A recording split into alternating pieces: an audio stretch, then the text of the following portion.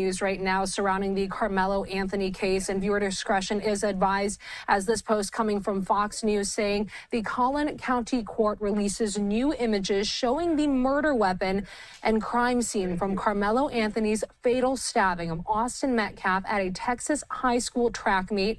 Anthony attacked Metcalf with a knife during a confrontation at that event. That news just coming in today, coming from Fox News. So these new images released Friday show the fatal wound that Austin Metcalf sustained when Karmelo Anthony stabbed him with a knife during a confrontation at that Texas high school track meet, as well as the moments after that killing. You can see that picture there on your screen of the knife that was. It was a scene that should have been defined by the sounds of youth, the rhythmic pounding of sneakers against a synthetic track, the sharp report of a starting pistol, and the collective cheers of students congregating under the bright morning sun. April 2, 2025, at the David Kuykendall Stadium in Frisco, Texas, was supposed to be a day of competition and camaraderie. But as the dark clouds gathered overhead and the sky opened up, forcing hundreds of student-athletes to scramble for cover, the atmosphere shifted. What happened next would carve a jagged, indelible scar into the community. In the chaos of the downpour, two lives, strangers to one another until that morning, collided under the cramped, rain-slicked confines of a school team tent.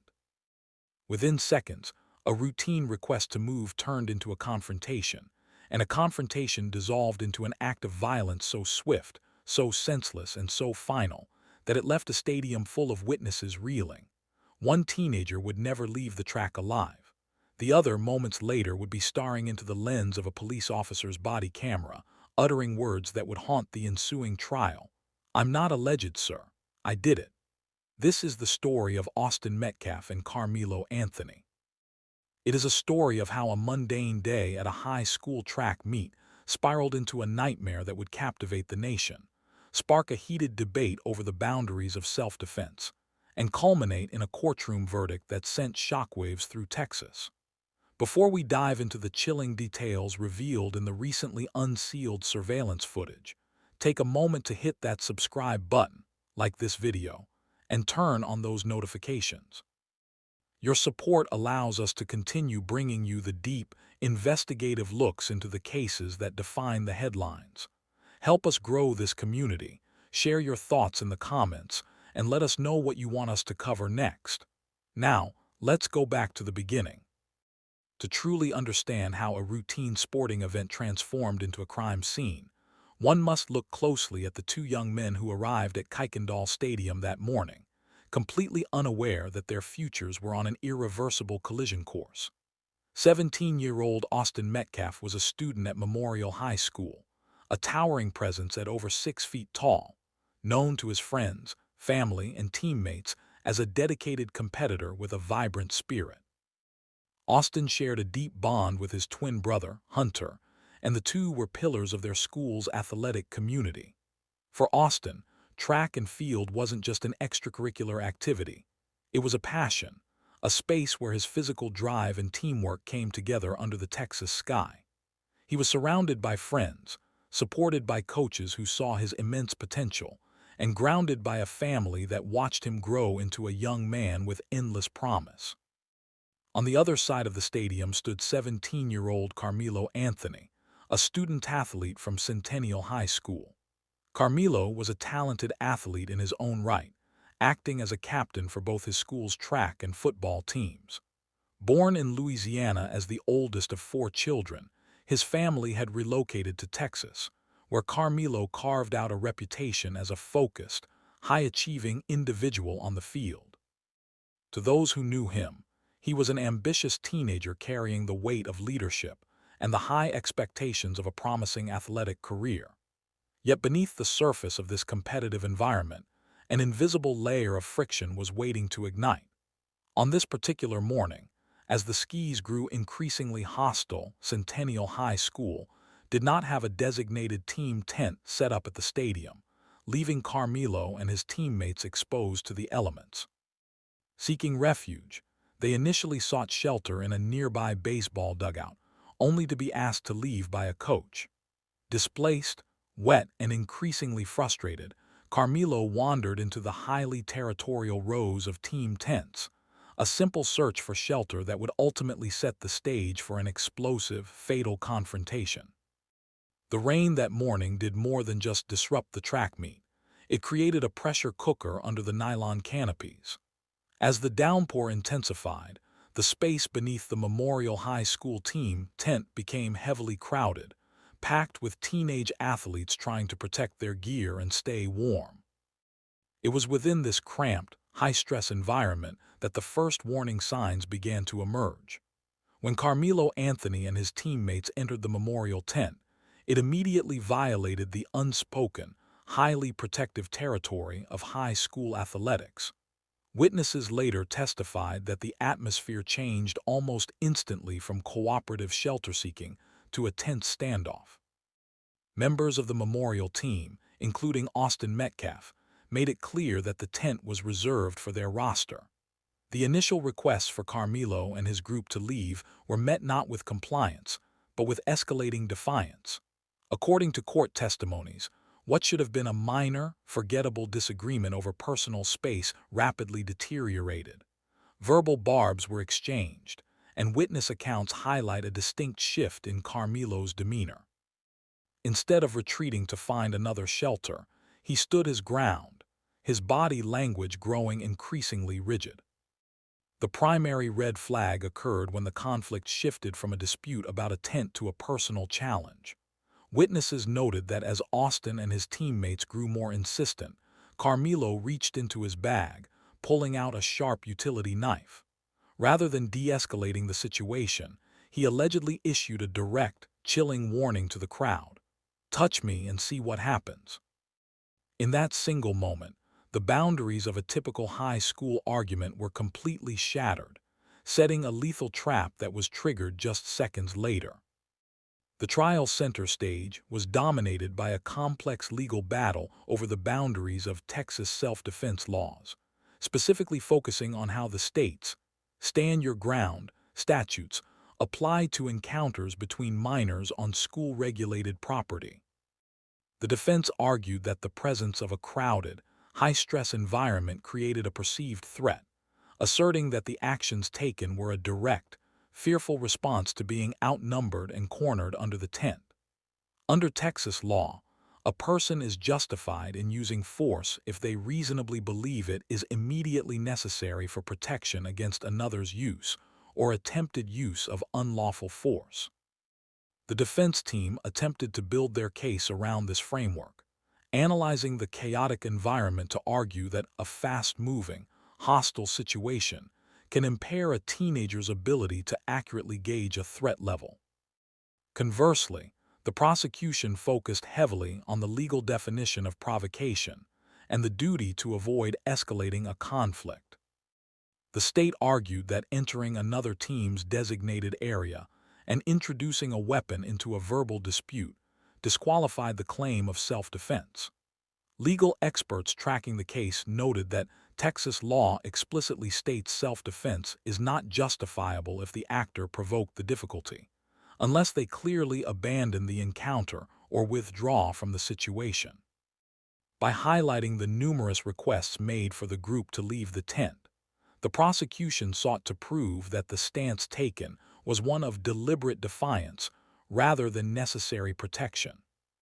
This legal clash highlighted a broader debate within the judicial system regarding how courts evaluate the psychological state of juveniles during rapid escalations, and whether standard self-defense protection should be interpreted differently when applied to school-sanctioned athletic events. The focus of the investigation quickly pivoted to the forensic unraveling of the physical and digital evidence collected from the stadium. Because the events took place in a public, highly monitored venue, investigators were left with an expansive paper trail of cellular records, emergency communications, and multi-angle surveillance feeds that would dissect the exact timeline of the encounter. Forensic technicians focused heavily on mapping the spatial dynamics of the stadium tent. The physical geometry of the structure became an essential element of the case file. Analysts reconstructed the scene to determine the proximity of the individuals involved, evaluating how the layout of the space influenced the escalation. The collection of physical evidence inside the canopy was meticulously cataloged, balancing the positioning of team equipment against the movement patterns identified by responding law enforcement. Simultaneously, digital forensic units analyzed the communications transmitting from the venue immediately following the incident. This data provided a clinical, second-by-second breakdown of the aftermath, establishing exactly how quickly emergency services were notified and how the crowd reacted in the immediate wake of the confrontation. This digital timeline formed the structural backbone of the investigative report, removing ambiguity surrounding the sequence of events and establishing a precise framework for the judicial proceedings that lay ahead. The scientific and structural reconstruction of the crime scene at Kuykendall Stadium provided a meticulous baseline for investigators. Every physical element inside the Memorial High School tent was thoroughly mapped to contrast the location of the teenagers against the forensic footprint left behind. Forensic experts analyzed the spatial limitations of the canopy, documenting how the sudden influx of students during the downpour created a restricted environment that restricted movement. The positioning of team bags, equipment, and structural poles was carefully cataloged to trace the exact trajectory of the confrontation. Simultaneously, digital forensic units extracted and analyzed a dense web of communication data transmitting from the venue. This included a second-by-second evaluation of emergency service logs and localized cellular transmissions immediately following the disruption. By syncing this digital data with the stadium's wide-angle security recordings, the state constructed an unyielding, synchronized timeline. This technical layout mapped the precise moments of contact and the immediate crowd dispersion, providing the judicial system with an objective, evidence-based record of how the physical space was navigated. The scientific and structural reconstruction of the crime scene at Kuykendall Stadium provided a meticulous baseline for investigators. Every physical element inside the Memorial High School tent was thoroughly mapped to contrast the location of the teenagers against the forensic footprint left behind. Forensic experts analyzed the spatial limitations of the canopy, documenting how the sudden influx of students during the downpour created a restricted environment that restricted movement. The positioning of team bags, equipment, and structural poles was carefully cataloged to trace the exact trajectory of the confrontation. Simultaneously, digital forensic units extracted and analyzed a dense web of communication data transmitting from the venue. This included a second-by-second evaluation of emergency service logs and localized cellular transmissions immediately following the disruption. By syncing this digital data with the stadium's wide-angle security recordings, the state constructed an unyielding, synchronized timeline. This technical layout mapped the precise moments of contact and the immediate crowd dispersion, providing the judicial system with an objective, evidence-based record of how the physical space was navigated. The aftermath of the verdict left a profound and lasting mark on the families involved and the wider Frisco community. Outside the courtroom, the emotional weight of the tragedy was visibly carried by those who had spent months navigating the legal process. For the Metcalf family and the students of Memorial High School, the conclusion of the trial offered a solemn conclusion to a sequence of events that had permanently altered their lives, leaving them to focus on honoring Austin's memory and supporting his twin brother, Hunter.